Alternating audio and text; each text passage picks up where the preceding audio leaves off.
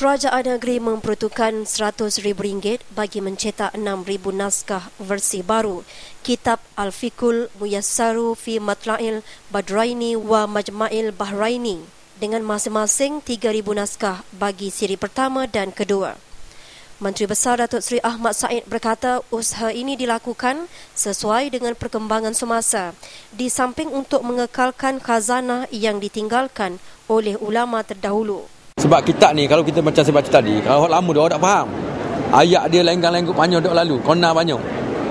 Sebab tu dengan bahasa yang mudah ni kita tafsir, kita ubah balik, sesuaikan dengan keadaan baru sebagainya, lebih menarik lah. Setengah-setengah pun kadang-kadang kalau buku agama pun nak baca pun payah. Dia sendiri pun tak faham.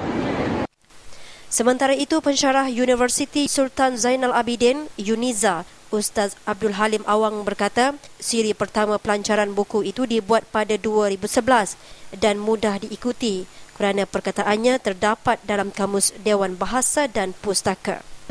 Jadi buku yang kita lancarkan pada hari ini mula ditulis semula pada tahun 2008. Namun prosesnya masih belum kesudahan lagi lah. Masih ada lagi dalam setengah lagi ataupun separuh lagi dari buku asal yang akan diolah atau diedit pada bahasa yang moden. Jadi hasil yang kita dapati pada hari ini sebenarnya yang kita tunggulah sejak daripada tahun 2010 lagi. Tapi alhamdulillah hari ini kita dah dapat lihat hasil cetakan siri yang kedua dan yang ketiga selepas pelancaran siri yang pertama dulu pada tahun 2011. Itulah saja. Berapa ramai terlibat dalam editan ini? Seramai 6 orang lah pensyarah daripada Universiti Sultan Zainal Abidin yang terlibat.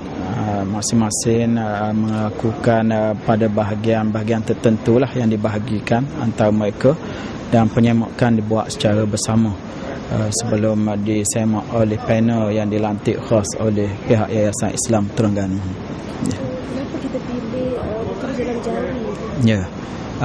Dalam perjanjian asal antara pihak Yayasan Islam Terengganu dengan panel penulis daripada pihak Universiti Sultan Zainal Abidin, dicadangkan pada peringkat permulaan supaya versi Jawi yang asal itu dikekalkan walaupun bahasanya telah pun diubah.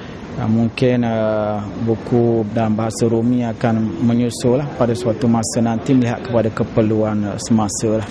Ini semua bergantung kepada pihak percetakan Yayasan Islam Terengganu untuk membuat apa-apa keputusan selepas ini lah.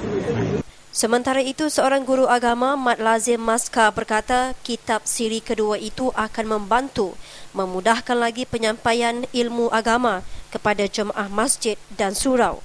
Saya rasa kitab yang telah dipasuan ini begitu bagus, begitu baik sekali kerana mudah untuk kita nak menyampaikan kepada murid-murid ataupun kepada jemaah lah.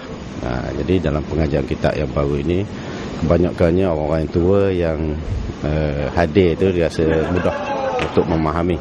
Bandingkan kitab-kitab sebelum ni yang kita baca mungkin perlu kepada huraian yang lebih jelas. Jadi dengan kita baca kitab yang baru ni, sekali kita cakap dia dah faham. Seorang lagi guru agama iaitu Yahya Saleh berkata, kitab dengan terjemahan bahasa moden itu sangat praktikal digunakan oleh masyarakat.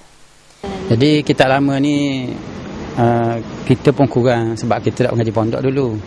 Kita pun kurang mahir juga sebab dia banyak perkataan nye.